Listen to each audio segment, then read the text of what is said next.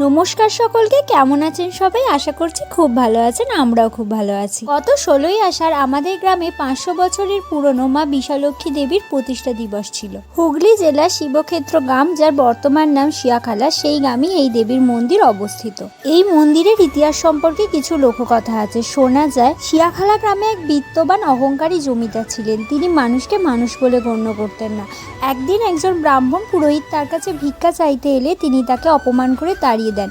ব্রাহ্মণটি মনে কষ্ট পেয়ে কৌশিকী নদীর তীরে গিয়ে বসে থাকেন। সেখানেই তিনি এক পাথরের মূর্তি দেখতে পান, যেটা তিনি বাড়িতে এসে তার পর্ণ কুটিরে প্রতিষ্ঠা করেন। আর ইনি হলেন দেবী বিশালাক্ষী। পরে কোনো এক সময় ওই নদী দিয়ে এক ব্যবসায়ী নাচ গান করতে করতে নৌকায় যাচ্ছিলেন। নাচ গান শুনে দেবীরও তা উপভোগ করতে ইচ্ছা হয়। দেবী যখন এক চাষির মেয়ের বেশ ধরে ব্যবসায়ীকে নৌকা থামাতে বলেন, ব্যবসায়ী তখন সামান্য এক চাষির মেয়ের কথা না শুনে নৌকা থামায়। দেবী তখন রাগ করে তার মুখ উত্তর দিকে ঘুরিয়ে নেয়। সেই থেকেই দেবীর নাম হয় উত্তর বাহিনী। প্রতি বছর 16ই আষাঢ় দেবীর প্রতিষ্ঠা দিবস পালন করা হয়। এই দিন সকাল থেকে দেবীর পূজা চলে এবং সন্ধ্যেবেলা বিরাট বড় মেলা বসে, আর দুপুরবেলা ভোগেরও আয়োজন করা হয়। আমি সকালবেলা ভোগ খেতে যেতে পারিনি, মায়েরা গিয়েছিল এবং আমার জন্য ভোগ এনেছিল। আমি সন্ধ্যেবেলা গিয়েছিলাম পুজো দেখতে এবং মেলা ঘুরতে।